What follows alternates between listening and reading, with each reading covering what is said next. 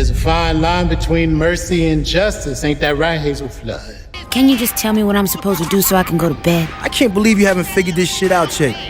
Peace. So here I am, ladies and gentlemen, all regal and less schmeagle.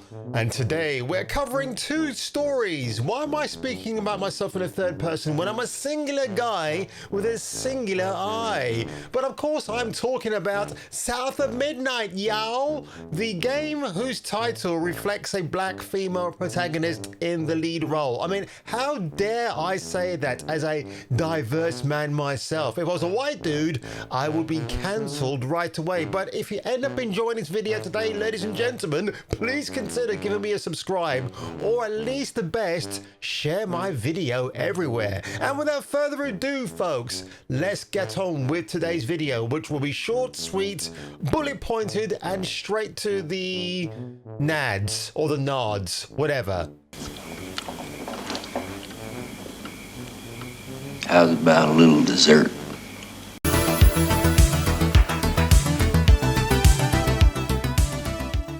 So jumping straight into this, folks, because I want to give you before I get to the main article of this story, this is the SteamDB chart. Now, the game is being released on Tuesday, the 8th of April, 2025. Right now, if you have early access, by the way, here's the funny thing, right? If you want early access, you've got to pay $10 more. So you end up paying around $50 just to get early access, which I think is a very silly thing to do. I'd only make an exception for that rule if the game, say like Mind's Eye, for example, that you've seen so much promising gameplay. Myself, I would be tempted to pay just a slight premium for early access because I cannot wait for that game to come out in June. And by the way, I'm working on a new video regarding that, so stick around, folks, because I think you might end up liking it. So right now, 186 players, 24-hour concurrent peak 566. This is early access, by the way, so you have that much, and based on the reviews, 91.94 positive, 10% negative, which is quite hilarious actually. 190 in the top sellers list. Now when you compare this to Dustborn, I mean, this is hilarious. Dustborn suffers way more in terms of engagement. 83 all-time concurrent player counts, 69 positive reviews compared to 118 negative reviews. Isn't that funny, right, folks? I had to put these side by side for you just to give you an absolute measurement of what. I tell you what, you know, when South of Midnight is scoring bigger numbers than Red Thread Games Dustborn, that tells you something. And by the way, speaking of Red Thread Games, I have to come back to my normal screen here very quickly, folks. They replied to my questionnaire regarding Hello Sunshine, and guess what? I have to go back to the drawing board. It was a bit of a snarky reply, actually. I'll show you what they said. It was so bizarre, and I realized when I was answering those questions I had got some answers wrong anyway. So I'm going back to the drawing board. They said to me I can do it again, so like Steely Dan. So we'll see what happens, right, folks? But it's really quite funny regarding the so-called success of South of Midnight, a game that is so steeped in its really terrible leading character of Hazel, who apparently was race swapped. I mean, again, we have assets that may show that's the case, but we don't really know where they came from. But this is GameSpot over on Metacritic. Funny how this actually takes up a bulk of the website right here, but we'll just hear a few moments of what they said about South of Midnight, y'all. We can at least talk about something that'll lift your spirits. A little game you reviewed. A little game?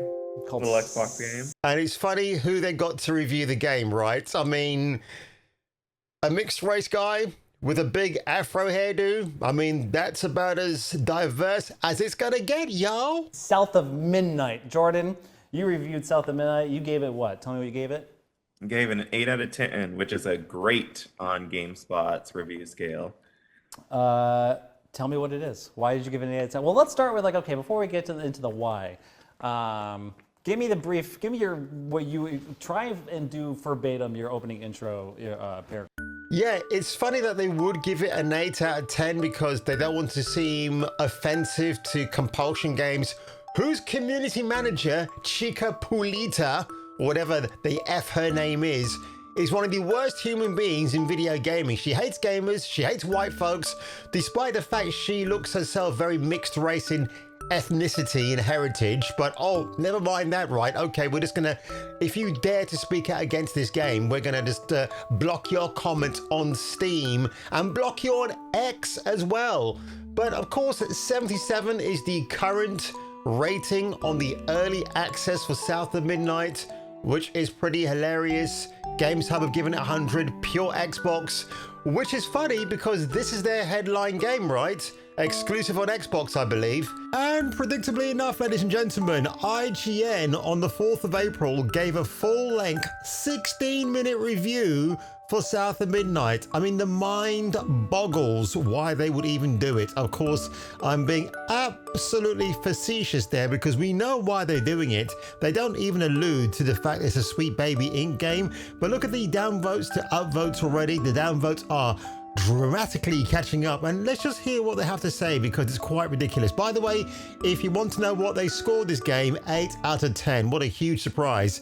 And it's actually a 12-hour game, not 6 hours, as been stipulated by other rumors out there.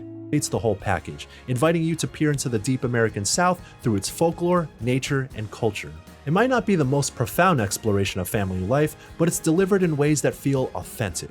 From its striking art style to the evocative music that brings big story moments together, Hazel's journey is a captivating one no matter where you're from.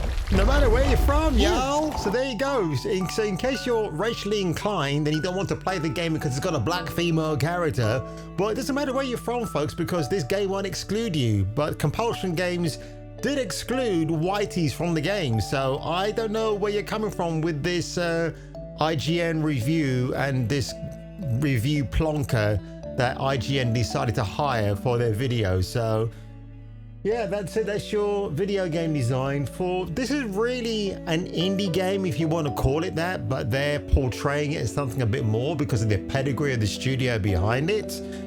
Made up of a lot of white folks who did not want to offend black folks, by the way. Let's get that straight. Everything is not all rose tinted glasses here. It's a lot more than that. But back to my video, folks. Had to squeeze this one in like a pair of titties. So as you can see here, ladies and gentlemen, this is only available as a download for Xbox. There's no physical edition that I can see, and if it exists, well, is anybody going to be turning up a local CEX or a GameStop or a game store somewhere in the UK or the USA, right? I don't think so. Again, the Xbox Series X, the digital code, $39.99 for the standard edition, but if you click on the premium tab, it gives you the same game for a $10 more. So it's the same pricing as it is in the US of A, which is absolutely hilarious. And by the way, you can even get a £30 Amazon gift card when you make a purchase with this game, or at least get an approval for. So again, you know what, back in the early 2000s, if a game like this came out, you would actually genuinely give it a go because there'll be no messaging behind it. It'll be like, oh, we've got this character here, she looks interesting. But now, because we know what the gaming sphere is like, and we know Sweet Baby Inc. are also responsible for the way this game has shaped and formulated itself, it's no wonder that people are just not interested at all in this game whatsoever. So over unanimous verdicts of it's pretty good, but again, as the negative reviews get less and less favorable, talking about how gorgeous the game looks, but the gameplay is very underwhelming, and so is the direction, and so too is the ending of the game. So it's a big piece of poop, and I'm not surprised. When you've got bad publicity from Compulsion Games who lock down comments on Steam and also on X, then why would you even invest or trying to give these developers a chance to do anything? And I think at the end of the day, folks, if that's how you're going to behave with gamers, when you call yourselves gamers, but you disrespect genuine opinions from people who think, well, you know what, I might have given this a spin, but now I can't. And from the looks of it, there's not even a physical edition available anyway. It's just a download code. And this is what Xbox is kicking off 2025 with? Really? Are you sure, guys? Phil Spencer? I want to know what's happening with Gears of War E-Day. That's what I'm more excited for. And what about you folks? What are you excited for? Or like me, are you tapped out from video gaming at the moment? I've seen numerous videos surfacing on my feed now where people much bigger than me in terms of subscribers are now asking the question, is gaming dying? I would say in the West, it absolutely is. But in the East, it's not. It's actually thriving. And eventually, I would say in the next 5 years or less, all of our money will be diverted to Asia and buying their video games and playing them on our consoles. Forget the spyware shit. It's not true. Ignore all of that.